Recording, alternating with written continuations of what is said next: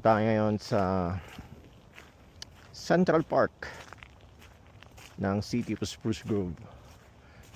As you can see, maliwanag, mailaw ang buhay dito. So Christmas vibes na po dito sa Central Park in the City of Spruce Grove.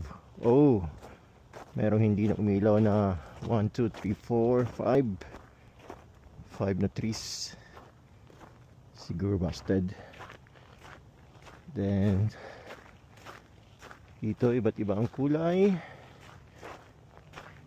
Then merong mga benches, wala nakaupo kasi madaling araw na. Then meron din pala dito mga fire pit, 1, 2, wala nga lang kahoy. So dito sa harapan merong dalawang snow men and women, I guess. At ano yung nasa gitna? Rabbit. So come on, pag nandito kayo sa neighboring places ng Spruce Grove, Stony Plain, come and visit Central Park.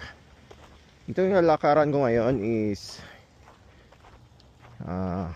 snow pa siya, pero in the near future, maybe like in 1 week or 2 weeks, ay gagawin na po nila itong skating rink. So simple naman ang proseso. Pag malamig na siya talaga masyado, like negative, buhusan nila ito ng tubig. Then if frozen nila, so yun, pwede na mag skate. So ito, couple, sana all couple siya, no? Yeah, couple. So yun lang po, testing lang po natin si Ray-Ban Meta AI sa gabi. May malaki palang fire pit dito, pero walang kahoy. So bring your own firewood, I believe. So yun lang po, ingat po kayo palagi. And pag may time, pasyal kayo dito sa Central Park. Dito lang yan sa Spruce Grove, malapit sa dating Spruce Grove Saints na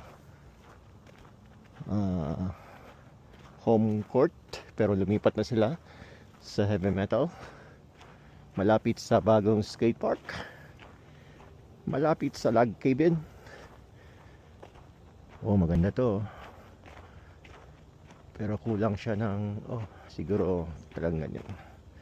Then meron pong bagong ginagawa dito na shed. Ayan, bagong shed po yan dito sa skate park. So dyan po ako nag-work, yung sa may umuusok na yan. Dyan po yung workplace ko. So log cabin, and ito nga sabi ko, magiging skating rink ito in the future. So meron ditong RCMP. I don't know. So yun lang po. God bless everyone. Shalom.